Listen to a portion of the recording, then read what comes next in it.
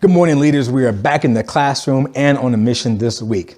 Hey, last week we talked about the need for us to make tough decisions in the absence of specific instructions. And I really feel like in doing so, we made some bold declarations about the differences between leadership and management. And I know that got you all excited about throwing off the shackles of micromanagement and enjoying some breathing room. And to follow that up, though, I owe it to you to discuss how effective leaders can still thrive when they have to deal with the constraints of added rules and regulations. So, as promised, that will be the purpose of this week's lesson. Thinking outside of the box while still operating inside of the box. Now listen, I love a blank canvas. I am grateful for those times where my leader looks at me and says, "Hey, I trust you to make it happen." But I have learned the most, arguably, when I've not had the luxury of doing it my way. In fact, it was those experiences, the ones where I had to produce under the pressure of rules and timelines and budget constraints and some interesting personnel challenges, that made me into a more accountable leader, even when there was no one to watch my hours or my spending or judge my behavior or my staff. In fact, the constraints of a schedule and other limits to our free time can expose the lack of discipline that exists when we had no boundaries. Yes, leaders, too much time without rules can turn sharp, focused leaders into undisciplined and ineffective ones. In fact, I would argue that a good barometer for how disciplined of a leader that you are, whether in terms of finances and temperament, or how well you manage time, resources, and personnel, the best barometer is how well you produce under the pressure. So I had to talk to two different groups of leaders today.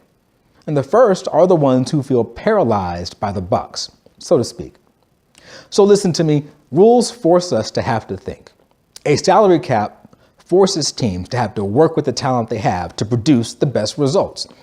A 3 strikes policy forces you to think about rehabilitating an employee's behavior before firing them. A deadline forces you to sharpen your team to get the best product in the least amount of time. An advertising budget will push you to convey your organization's entire message in just one ad. Hey, let me talk a little bit about that advertising. If you've never had to consider the cost of advertising, you are in for a huge surprise when you do. Man, a full-page ad can run 5 figures. And when you're just getting started, it's really easy to aim for the moon. Then you hear that price quote and you will get deflated. And that actually happened to me. Once upon a time, I was weighing my advertising once against my budget. And this was for an event that I was heading up. And I thought the full page ad or even a half page ad was the answer. So I created the ad first. And then I found out how much it was to run it. In hindsight, not the best approach. But there was some good advice I got along the way, and it was this. Anyone can do a full page ad in the paper, but just try to make an impression in 2 square inches. When we have a full canvas to create, we really can do as much or as little as we want. And honestly, at that point, you probably have no excuse for not coming up with the best content ever. But the constraint of a budget actually drives you to be more creative, and for 2 reasons. First, you only have a small space to work with, so only the truly creative can thrive in that environment. And second, working for an organization that can afford the full page ad may not put the right kind of pressure on you to produce. Hear me out. With a full page ad and unlimited budget, it's really all about you. With a 2-inch by 2-inch space and a small budget, it's not about you at all. It's about the organization. You know this ad is needed. It's needed to make the organization more successful and to get you the money you need to be able to do bigger and better ads. That pressure is good for you. Leaders, we're so used to hearing think outside the box. We hear it so much that we think we're doing it even when we're really just bucking the system.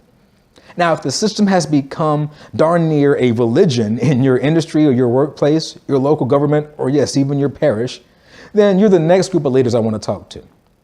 The system is the box, but before you go trying to destroy the box, I would argue that you can continue to have thoughts outside of the box. Your challenge is to have your vision carried out inside of the box. All the space outside the box, hey, that's for you. That's where creativity happens. Getting your ideas to fit in the box, that's the sign of an evolved leader. That requires you to first know what the rules are and then think about how to work within them to reach a desired end state. Ruffling feathers is great for getting attention, but ruffling feathers and still being right, that will take you places. When you challenge the box without knowing the rules, you lose every time.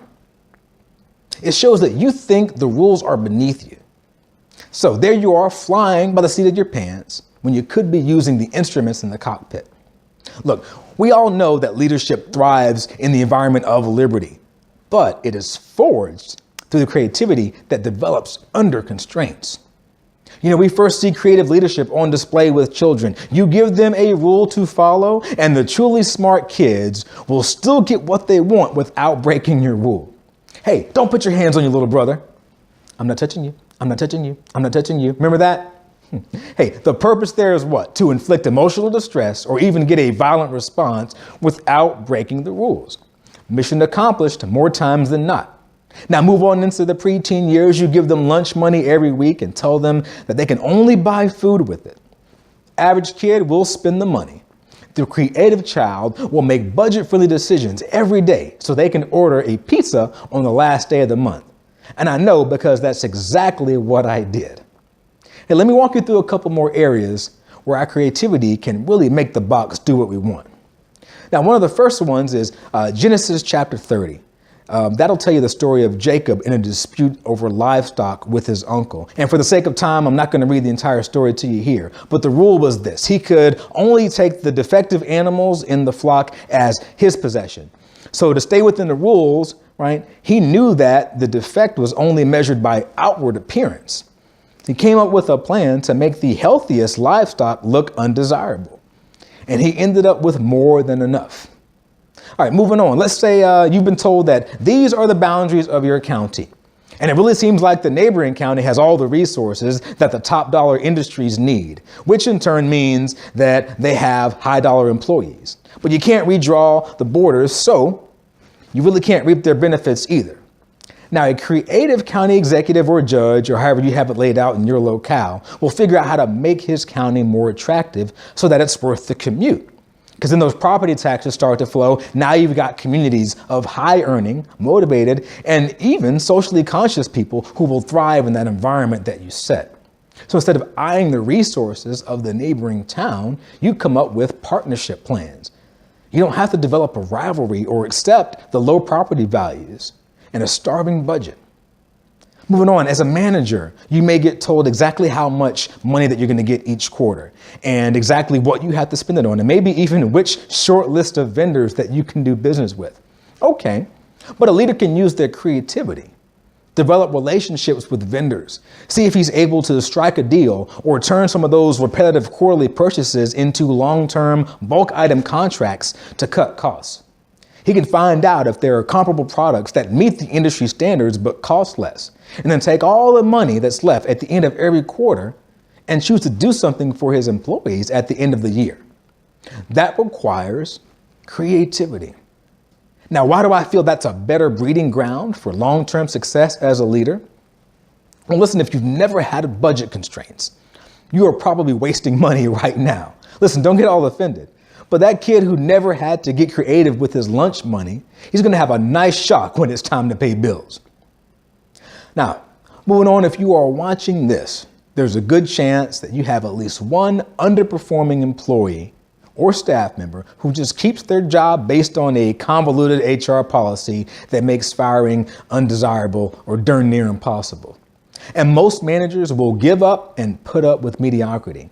We've watched it happen. I've watched it happen. But listen, that creative leader, the one who knows that an employee's recklessness, incompetence, gross negligence, or inappropriate behavior is simply bad for business, will read every page of the employee handbook. From documented counselings all the way to neutral arbitration. He'll read every page of the regulations, and one way or another, he'll either have a productive employee or a one ad in the paper, and it will only be 2 inches squared, by the way. Listen, getting that oxygen-sucking slacker off of the company payroll, that's how the leader gets sharpened. And he'll be more careful about who's on the team in the first place. When that leader moves up and he's got more power over hiring and firing, when the salaries that he can hand out are in that 6-figure range, he's already identified the types of personalities and the counterproductive behaviors that can destroy the harmony that he's trying to create in his environment. So that leader is better off. Leaders, I know I threw a lot at you today, But I want to leave you with this. I want you to think of the earth as our box. Once upon a time, a man wanted to fly, but the rules say that you can't. So the Wright brothers had to do more than just get mad. They had to get creative. And to do that, they had to learn all of the rules of the box, like physics and aerodynamics, and then come up with a way to make the impossible possible. And it was all inside the box. Listen, if you find yourself hitting your head against the sides of the box, it's time to learn all you can about it and then learn how to change it from within. Thanks for tuning in. I hope these 2 lessons made you think about how effective you're leading. We will see you all next time, and God bless you, leaders.